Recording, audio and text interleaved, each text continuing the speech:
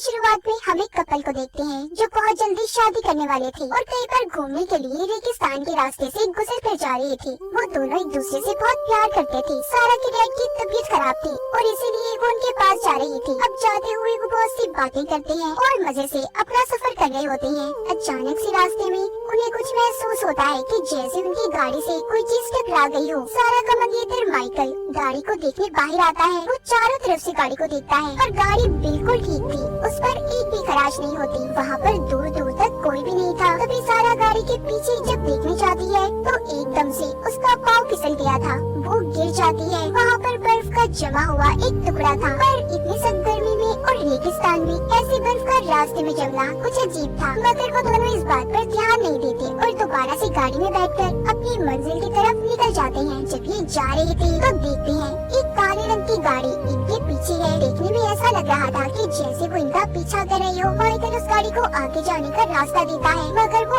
आगे भी नहीं जा रही थी। तभी उनकी नजर रेगिस्तान में बने हुए एक होटल पर पड़ती है जो वहाँ पर बस एक ही था। ये अपनी गाड़ी को उधर ही रोक लेते हैं। तब वो काली गाड़ी भी आगे चली गई थी। होटल के आसपास का एरिया भी बिल्कुल सुनसान था। सारा माइकल से कहती है तुम कितनी तेज गाड़ी चलाते हो, एक दिन तुम्हारी ये गाड़ी को तेज चलाने वाली आदत हमारी जान ले लेगी। वो दोनों जब अपना मोबाइल देखते हैं तो सिग्नल्स भी नहीं थे। फिर ये उस होटल के अंदर जाते हैं। वहाँ पर भी एक बूढ़े कपल के अलावा कोई भी नहीं था। होटल भी सारा सुनसान था। वो एक टेबल पर बैठ जाते हैं। यहाँ पर माइकल बताता है कि सारा अभी मैं तुमसे शादी करने के लिए तैयार नहीं हूँ। वो कहती है तुम हर बार अपनी जिम्मेदारियों से भागते हो, हमें बस अब शादी कर लेनी चाहिए। तभी उनके पास वेट्रेस आती है जो उनका ऑर्डर लेकर चली गई थी। सारा का ध्यान वहाँ पर बूढ़े कपल पर ही था जिनको होटल का मैनेजर यहाँ से बार बार जाने का कह रहा था। तभी कुछ देर के बाद वेट्रेस भी आ जाती है जो सारा के लिए ड्रिंक और माइकल के लिए कॉफी लेकर आई थी। साथ ही उसने इन्हें 2 कॉइन्स भी दिए थे जिनके बारे में बताती है कि ये 2 कॉइन्स आप यहाँ पर किसी भी सर्विस के लिए इस्तेमाल कर सकते हैं। तभी माइकल एक कॉइन का इस्तेमाल करता है और होटल में म्यूजिक चलाने का कहता है ताकि वो सारा को खुश कर सके। कुछ देर के बाद वो काले रंग की गाड़ी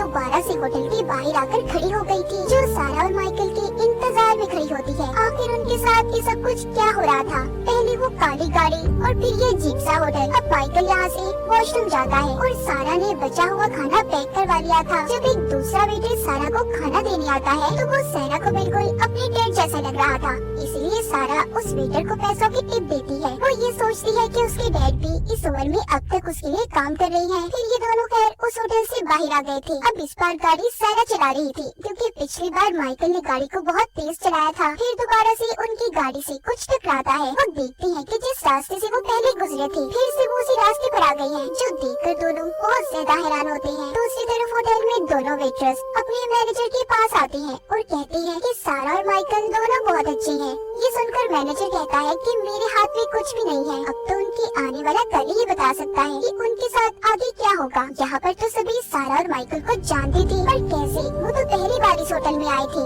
उनके साथ यहाँ पर कुछ तो अजीब होने वाला था जो हमें आगे कहानी में पता चलेगा। तभी हम देखते हैं वहाँ होटल में एक लड़की बैठी हुई थी जो कह रही है रोज रोज वही काम करके थक चुकी है। उधर सारा और माइकल बार बार एक ही जगह पर पहुँच जाते थे। इसका मतलब ये था कि शायद वो किसी टाइम लूप में फंस चुके थे और वक्त भी रुक जाता है। सारा माइकल से कहती है कि हम यहाँ पर किसी टाइम लूप में फंस गए हैं, देखो माइकल वक्त भी रुका हुआ है। वो भी सारा की तरह ही सोच रहा था। तभी उनके सामने काले रंग की गाड़ी भी आ जाती है। इस बार सारा ये फैसला करती है कि वो उस गाड़ी को देखने जाएगी कि अंदर कौन है जो कब से इन लोगों का पीछा कर रहा है। जब सारा उस गाड़ी के पास जाकर देखती है तो इस शीशे नीचे होने पर उसकी नजर उस आदमी पर पड़ती है जो गाड़ी को चला रहा था, जो डरावनी शक्ल का था, जिसे देखकर वो बहुत ज्यादा डर गई थी और भागकर अपनी गाड़ी में बैठ जाती है। उसने गाड़ी को तेज कर लिया था। सारा वो सलसल रो रही थी। माइकल उससे पूछता है कि सारा मुझे बताओ तुमने गाड़ी में क्या देखा? सारा कहती है मैं नहीं जानती कि उसका चेहरा ऐसा क्यों था पर बहुत डरावना था। तभी सारा देखती है कि काले रंग की गाड़ी फिर से उनका पीछा कर रही थी। इस बार वो उन्हें टक्कर मारने वाली थी मगर सारा ने अपनी गाड़ी की स्पीड को तेज कर लिया था और दोबारा से होटल के पास आ गई थी। अब वो उस होटल के अंदर जाकर उन बोथ का पूछती है कि वो कहाँ पर है। जल्दी से वो वहाँ पर जाकर पुलिस को कॉल करती है और उस काले रंग की गाड़ी के बारे में बताती है जो अब तक इनका पीछा कर रही थी। मगर पुलिस वाला कहता है कि आप जिस जगह पर हैं वो हमारी लोकेशन से काफी दूर है तो हमें आने में वक्त लग सकता है। आप जिस जगह से हमें फोन कर रही हैं आप लोगों को वहीं पर रुकना होगा। लेकिन यहाँ पर सारा इस बात को नहीं जानती थी। जिस पुलिस वाले से वो बात कर रही थी वो इस होटल का मैनेजर ही था। जिसके बाद वहाँ पर होटल में माइकल मैनेजर से पूछता है कि आखिर ये काली गाड़ी हमारा पीछा क्यों कर रही है और हम घूमकर दोबारा से उसी जगह पर वापस कैसे आ जाते हैं। मैनेजर कहता है कि जाते हुए आप शायद गलत रास्ते पर जाते हैं, यहाँ का रास्ता भूल भुलैया है, इसीलिए आप दोबारा से हमारे होटल के पास आ जाते हैं। तभी सारा आती है और कहती है कि मैंने पुलिस को शिकायत दर्ज करवा दी है, पुलिस को आने में टाइम लगेगा, तो इसीलिए पुलिस ने हमें यहीं पर रुकने का कहा है कि जब तक वो यहाँ पर ना आ जाए हमें यहीं पर रुकना होगा। मैनेजर भी सुनकर कहता है कि कोई बात नहीं, आप यहाँ पर रुक सकते हैं, हमारे पास एक बहुत ही अच्छा कमरा है। इसका मतलब ये था कि मैनेजर इन दोनों को जानबूझकर यहाँ पर रोकना चाहता था। तभी उसने पुलिस ऑफिसर बनकर भी सारा से बात की थी। खैर अब ये दोनों इधर ही होटल में रुक जाते हैं। सारा वेट्रेस से शराब मंगवाती है पर वो जवाब देती है कि मैम हमारे यहाँ एक ही बार आप शराब को पी सकते हैं। तभी यहाँ पर बैठी एक लड़की सारा से कहती है कि तुम मेरी बोतल को ले सकती हो, वैसे भी मैं यहाँ से जाने वाली हूँ। सारा जब उसे पैसे दे रही थी तो वो कहती है कि पैसे अब उसके किसी काम के नहीं। ये बात सुनकर सारा थोड़ी हैरान हो जाती है। तभी यहाँ पर मैनेजर भी आ गया था जो उस लड़की को अपने साथ चलने का कह रहा था। बाद में मैनेजर हम दोनों को समझाता है कि वो लड़की पागल है, इसीलिए ऐसी बातें कर रही थी। जिसके बाद सारा अपने डैड को कॉल करने जाती है। अजीब बात ये थी कि सारा को अपने डैड की आवाज तो आ रही थी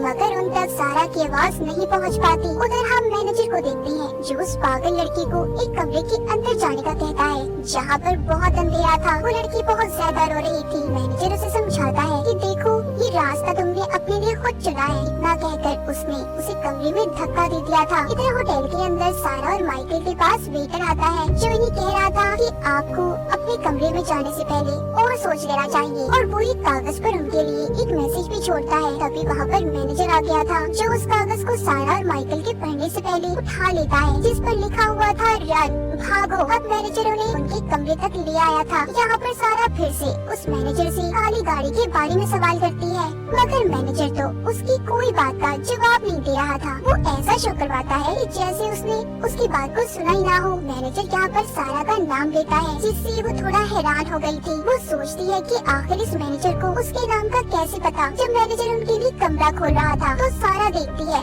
उस पर बर्फ की तह जमी हुई थी, बिल्कुल वैसी जैसी उसने रास्ते में देखी थी जब उनकी गाड़ी उससे टकराई थी। सारा समझ चुकी थी कि यहाँ पर गड़बड़ तो जरूर है, इसीलिए वो माइकल को यहाँ से चलने का कहती है। पर मैनेजर उन्हें कहता है कि देखो आप लोगों को आराम करने इस कमरे में जाना ही होगा, आप क्यों अपने लिए मुसीबत बढ़ा रही हो। ये बात सुनकर तो सारा को और अजीब लगता है, इसीलिए वो दोनों यहाँ से भाग गए थे। आखिर मैनेजर ऐसा क्यों कह रहा था ये हमें कुछ ही देर में पता चलने वाला है। होटल में मैनेजर के पास उसके वेटर आते हैं जो कह रहे थे कि वो लोग अच्छे हैं, हमें उनकी मदद करनी चाहिए। लेकिन मैनेजर कहता है हमारे हाथ में कुछ नहीं है और कोई बात नहीं, अगर वो चले गए हैं वो फिर वापस आ जाएंगे। उधर सारा और माइकल जब जा रहे थे उन्हें फिर से रास्ते में वही आदमी दिखाई देता है जो काली गाड़ी में इनका अब तक पीछा कर रहा था, जिसको सारा ने भी देखा था। उसने सर पर हेड और काले रंग का कोट पहना होता है। इन दोनों को अब भी कुछ समझ नहीं आती कि आखिरकार इनके साथ ये सब क्या हो रहा था। और अब तो वो ये भी जानते थे कि इन सब में मैनेजर भी मिला हुआ है। कुछ देर के बाद फिर से इनकी गाड़ी झटका खाती है पर इस बार वो उस पर ध्यान नहीं देते और आगे की तरफ बढ़ने लगते हैं। तभी वो देखते हैं कि काले रंग की गाड़ी फिर से उनका पीछा कर रही थी। वो इस बार एक प्लान बनाते हैं। माइकल ने इस बार गाड़ी को रिवर्स ले लिया था, यानी कि उल्टा। सारा कहती है कि अगर हम किसी टाइम लूप में भी फंसे होंगे हम निकल जाएंगे, मगर उनका ये प्लान भी फेल हो जाता है। इस बार वो अब पैदल चलने का फैसला करते हैं। उन्होंने अपनी गाड़ी को वहीं पर खड़ा कर दिया था और रेगिस्तान के रास्ते आगे बढ़ते हैं। लेकिन थोड़ा सा आगे जाने पर उन्हें एक गाड़ी का एक्सीडेंट हुआ दिखाई देता है। जब भी उसके पास जाकर देखते हैं तो ये पता चलता है कि ये तो उन्हीं की गाड़ी थी। पर ऐसा कैसे हुआ? जब भी उस गाड़ी के अंदर देखते हैं तो मानो इनके पाँव के नीचे से जमीन खिसक गई थी। वो डर कर रोते हुए भागते हैं और फिर से अपनी सही वाली गाड़ी में आ गए थे। पर दोबारा से वो उसी जगह पर आ जाते हैं जहाँ से वो कई बार गुजर चुके थे। वो फिर से दोबारा से होटल में आ जाते हैं। यहाँ पर आकर सारा मैनेजर से पूछती है कि आखिर ये कौन सी जगह है, हम कहाँ पर फंसे हुए हैं। तो मैनेजर उसे बताता है अब तक जो कुछ भी हुआ हमें यहाँ पर अब सब पता चलने वाला था। मैनेजर कहता है कि ये जगह कोई आम जगह नहीं है, ये दो दुनियाओं के बीच की जगह है जहाँ से हर किसी को मौत के बाद गुजरना होता है। तुम और माइकल दोनों अपनी जिंदगी और मौत की जंग लड़ रहे हो। तुम्हारा आते हुए इसी जगह पर एक्सीडेंट हो गया था और अभी तक ये नहीं पता कि तुम जिंदा रहोगे या मर जाओगी। मैनेजर उन्हें जिस कमरे में जाने का कह रहा था वो दरअसल दूसरी दुनिया थी जहाँ पर लोगों को मरने के बाद भेजा जाता है। और कहानी के शुरू में जब हमने देखा था कि बार बार सारा और माइकल की गाड़ी जिस जगह पर आकर रुकती थी जहाँ पर उन्हें महसूस होता था कि उनकी गाड़ी से कोई चीज टकराई है या फिर उनकी गाड़ी को किसी चीज ने टक्कर मारी है, उसी जगह पर इनका असल दुनिया में एक्सीडेंट हुआ था और यही वजह थी जो इनके साथ ये सब कुछ हो रहा था। और जब वो पैदल चल रहे थे तो उन्होंने अपनी गाड़ी के अंदर अपनी ही लाशों को देखा था, इसीलिए उनकी हालत भी खराब हो गई थी। और जब कहानी के शुरू में सारा ने माइकल से ये भी कहा था कि तुम गाड़ी को जो तेज चलाते हो इससे एक दिन हमारी जान जा सकती है, इसका मतलब ये था कि सारा को कहीं न कहीं ये पता चल चुका था कि वो मरने वाले हैं। और मैनेजर ने उस लड़की को भी कमरे में इसलिए भेजा था क्योंकि असल दुनिया में वो मरने वाली थी। इस होटल का काम यही था, जो लोग मरने के बाद जिंदगी और मौत के दरमियान में फंसे होते हैं तो यहाँ के लोग उन्हें मौत के बाद वाली दुनिया में बेचने का काम क्या करते थे,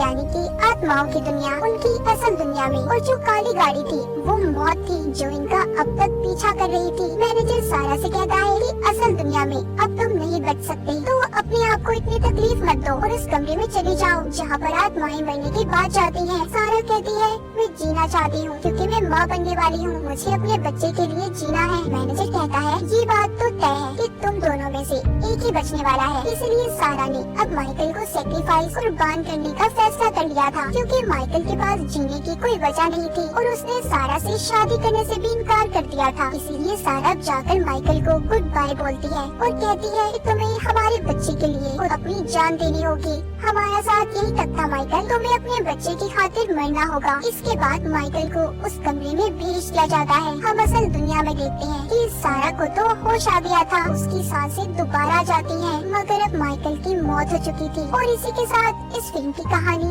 यहीं पर खत्म हो जाती है।